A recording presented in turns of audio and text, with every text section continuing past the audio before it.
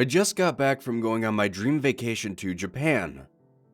For the most part, it was awesome, and everything seemed to go off without a hitch. All of my flights were on time, the language barrier wasn't too bad, though in some of the more secluded areas it was kind of hard to communicate. Getting around was actually quite easy, once you understand how transportation works there. I managed to see most of everything on my itinerary. The food was phenomenal. However, there was only one sore spot about my trip that really stands out, and that's the night I stayed at a Capsule hotel. I was supposed to stay there for 3 nights, but after the first night, I ended up using all of my emergency funds to pay for a proper hotel for the next 2 nights. I think you'll understand why after you hear my story. I want to start off by stressing just how damn exhausted I was. This was at the tail end of a 2-week trip, where I hadn't taken a single day off, so to speak. We're talking 8 to 10 hours of walking every day, exploring the cities, going to shrines, visiting hundreds of shops, traveling all over the land. I had started the day bright and early in Osaka, soaking up every bit of the city I could, knowing that it might be the last time I got to see it. After a full day of sightseeing, I took an evening train from Osaka to Tokyo, which took about 3.5 hours. Once I was in Tokyo, I headed to Akihabara and explored. You would be amazed at all of the buildings and lights they have in that area. I spent an hour or so ducking into random shops here and there, all while dragging my luggage behind me. The squeaky wheels of my luggage seemed to draw attention from everyone I passed by. I could have left my things in a locker at the train station, but that would have meant having to double back and grab it, and I really didn't want to subject my feet to that type of abuse. I had decided on a chill evening, but I had gotten so caught up exploring the better parts of the electric town. I ended up becoming so enthralled that I didn't actually get to the Capsule Hotel until a little bit past midnight. So yeah, I was exhausted. I felt like I could have slept through a hurricane. After I checked into the hotel, I got a neat little bracelet with my capsule number on it, as well as a key to a small locker for my stuff. When I say small, I mean small. I somehow barely managed to wedge my oversized luggage into the compartment. I wasn't sure the door would actually close all the way. After that, I took a quick shower, and then headed directly to my capsule for some much needed sleep. If you've never heard of a capsule hotel before, don't worry, not many people have. Just imagine a morgue, except instead of a wall of tiny human freezers, it's full of neatly, slightly larger sleeping areas, tall enough to sit up and use a laptop, and just long enough to sleep in, but not much else. As I crawled into capsule 616, I noticed a little light indicator on the outside of the capsule blink on, to indicate that it was now occupied. That's pretty neat, I thought. Once inside, I pulled the little door down, played with every single knob on the wall just because I could, and once I figured out how to turn the lights off, my head hit the pillow and I was already well on my way to dreamland. For about 10 minutes. It wasn't long before I started hearing a strange voice coming through the walls beside me.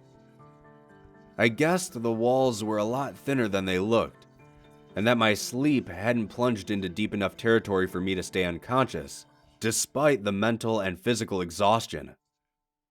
I tried to fall back asleep, but the voice was just loud enough to keep me awake. It was constant, and I mean seriously, non-stop whispering. I don't think she ever took the time to breathe in between the words. Imagine someone reading a book without any punctuation, just word after word without pause. This voice continued to speak like that for half an hour. Because the sound was muffled and because every syllable melded into the next one, I couldn't make out exactly what language she was speaking. You would assume it was Japanese, but I don't think it was. I'm not entirely sure. I'm not a linguistic expert.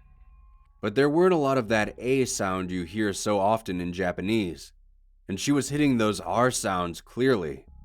So if I had to guess, I think it might have been German, possibly. Whatever language it was growing louder and was starting to freak me out.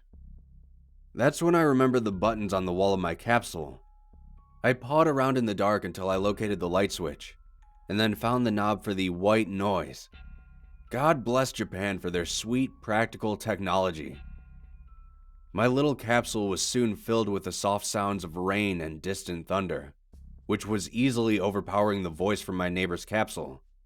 Yeah, I could still hear her, sure, but she was now a whisper in a typhoon. I dimmed the lights in my pod, closed my eyes, and all was right with the world. For, you guessed it, about 10 minutes. Intermixed with the synthetic storm was the wailing of what sounded like a tornado siren. It took me a long time to realize it wasn't meant to be there, and that it was coming from my neighbor's capsule. At this point, it was about 2 in the morning. I was tired. I was cranky. I just wanted a few hours of sleep before another fun-filled day of adventure.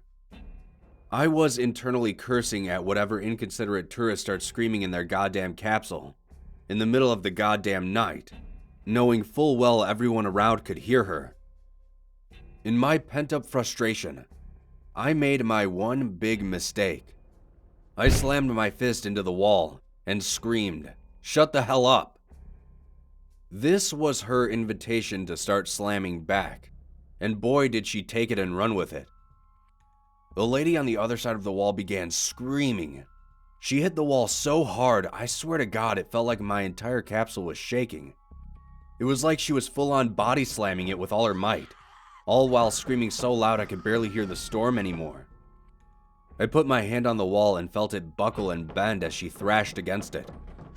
I backed away, sliding up against the opposite wall, but I could still feel every slam as though it were coming from the capsule to my left instead of my right. I had had enough. I was going to see if the concierge was still awake, and see what they could do about putting me on another floor or kicking this jerk out of hers. I opened my capsule door and jumped onto solid ground. The little glowing occupied light at the foot of my capsule turned off after a few seconds. Then, the noise stopped. The banging ceased, and my breath caught in my throat. I paused briefly, looking at the light indicator under my neighbor's capsule. It was completely off. I could feel a cold sweat beginning to form along my forehead. It was just a broken light, right? That's what I hoped.